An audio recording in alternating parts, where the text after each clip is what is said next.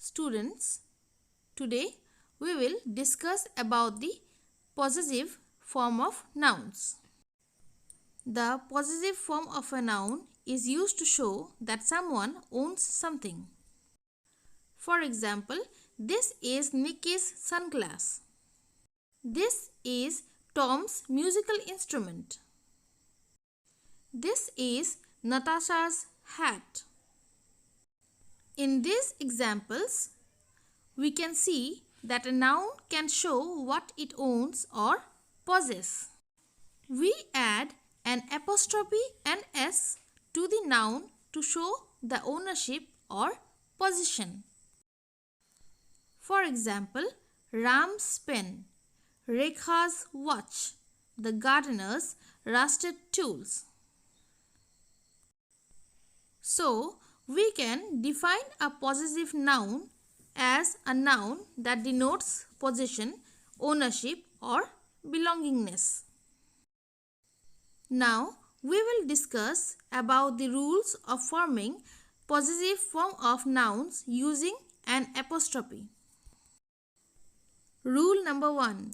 In case of singular nouns, we add an apostrophe and s at the end of the noun. For example, Bird's beak, Mina's box. Rule number 2. In case of singular nouns ending with s, we add just an apostrophe at the end of the noun or add an apostrophe and s. For example, boss apostrophe chair or boss apostrophe s chair. Rule number 3. In case of plural nouns ending with s, we add just an apostrophe at the end of the noun. For example, girls apostrophe skate, speakers apostrophe names. Now we will discuss about the last and the fourth rule. In case of plural nouns that do not end with s, we add an apostrophe and s at the end of the noun. For example, woman apostrophe s hair, people apostrophe s voice. That means woman's hair, people's voice. I hope you all understood the possessive form of nouns. Thank you. Students, our next topic is gender of nouns. This is such a topic which you all are aware of. You have learned or you have understood this topic in your earlier classes.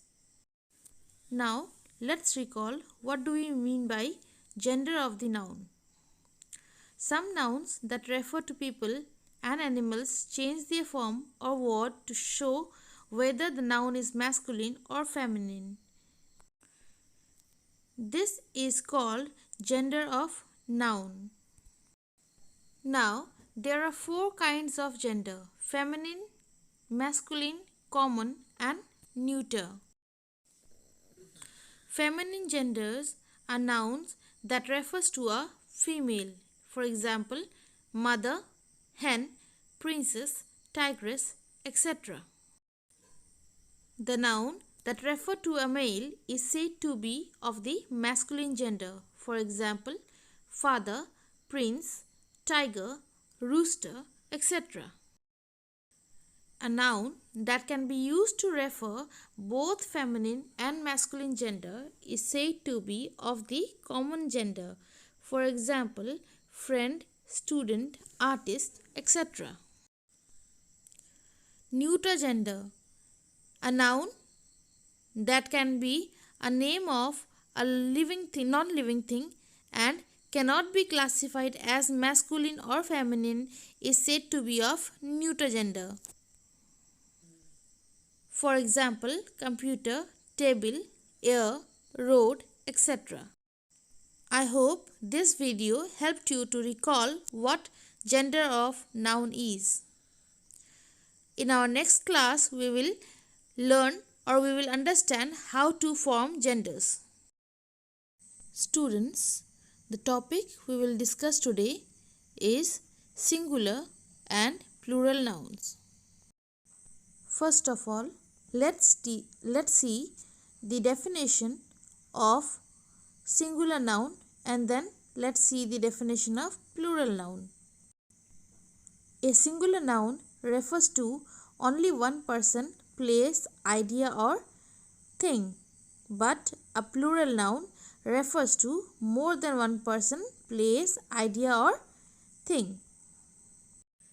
That means if we have one person, one place, one idea or one thing, it is referred or it is said to be singular noun.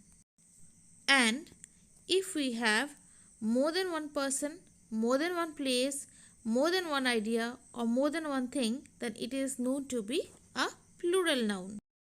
For example, if we have one crab, we normally say it as crab. But if we have more than one crab, then it is said to be crabs. Here we can see that in the singular noun, we do not add any other letter to the word crab. But in the plural noun, we do add a letter S to make it crabs. Similarly, if we have one chocolate, we say it as chocolate. We do not add any other letter to the word chocolate. But if we have two chocolates, we normally say it as chocolates, where we can see a letter S is added to the word chocolate. That means chocolate is the singular form of noun and chocolates is the plural form of nouns.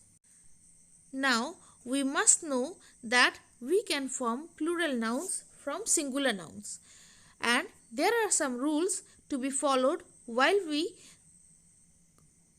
change singular nouns to plural nouns. Let us study those rules. Rule number 1. We can add S to regular nouns and those ending in a vowel plus Y. For example, car is a regular noun. We can make it as cars. We can add S at the end of car and we can make it cars. Similarly, we can write boy as boys. Now, we can see that in the word boy, at the end we have a vowel O followed by Y. So, those words which has a vowel at the end followed by Y can be made plural by adding a letter S in it. Similarly, the word monkey has a vowel E followed by Y at the end. So, we can add S to make it monkeys. Rule number 2. We can add ES to words ending in X, SS or CH. For example, box, boxes, fish, fishes. Rule number 3. If we have a word which ends with F or FE, we need to remove the F or FE from the end and add VES. Example, leaf, leaves, knife, knives.